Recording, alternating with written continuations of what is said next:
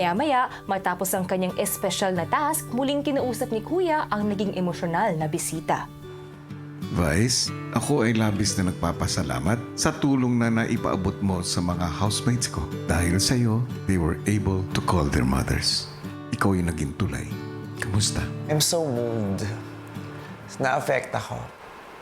Pag may kinalaman sa relasyon talaga ng nanay at saka ng anak, sobra ako na-affect. Nadadama ko sila, nadadama ko yung sarili ko. May mga naalala ako. May mga bumabalik. May mga... Natatakot ako maisip na yung nanay ko matanda na tapos mawawala.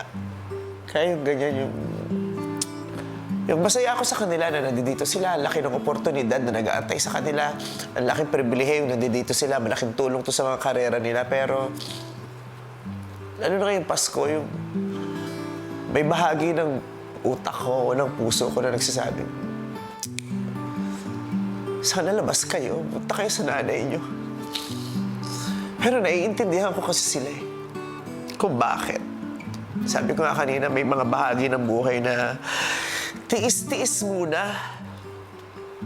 Yun na nga lang rin ang gusto kong tignan na masarap din sa pakiramdam kasi at least naging instrumento na naman ako para maibsan yung nararamdaman ng isang nanay na malungkot ngayon. Kasi for sure yung mga nanay nito, mga batang naririto, proud sila sa mga anak nila, pero nalulungkot yan. Namimiss nila yung mga anak nila. Especially bagets pa itong mga to teenagers. Hindi pa masyadong handa at sanay yung mga magulang nilang wala sila sa piling nila ng matagal. Lalo ngayong Pasko. Kaya alam kong may mga nanay na nalulungkot. Kaya at least masaya man lang sa pakiramdam na may 6 man lang na nanay na naging tulay ako para maibsan yung lungkot nila. Kahit 100 segundo lang na makausap yung mga anak nila. Kaya salamat din, Kuya. Nagamit mo ako doon. Salamat, naging bahagi ako nung moment na yun, nung mag-iina. Laging may magandang hatid sa akin itong pagdalo ko dito. Lagi ako may binibit-bit pa uwi at nagdadagdag sa sa pagkatao ko lagi, yung karanasan kong pumasok dito sa bahay mo. Kaya maraming salamat.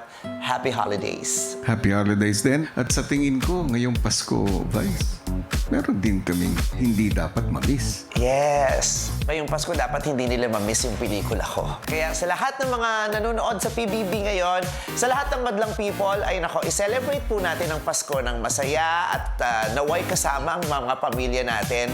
At sana po, maisama nyo sa mga plano nyo ngayong holiday season ang pagbabalik sa mga sinihan, pagpunta sa mga malls, at panonood ng sine. At official entry po ang pelikula ko sa Metro Manila Film Festival. Kaya panoorin nyo po ang Call Me Mother. Kasama ko po dyan si Miss Nadine Lustre at yung cute na batang si Lucas Andalio. And this movie is directed by critically acclaimed director June Robles Lana. Promise po, magugustuhan nyo. Kaya ngayon pa lang maraming salamat na sa inyong lahat, madlang people. Ngayon pa lamang ay binabati na kita sa success ng iyong pelikula. Thank you, Kuya. Kaya muli, Vice, ang aking lubos na pasasalamat sa pagdalaw mo muli sa loob ng aking bahay. Laging bukas ang aking bahay, lalo na kung nauuhaw ka. Yes, Kuya, I know that. Thank you, I love you.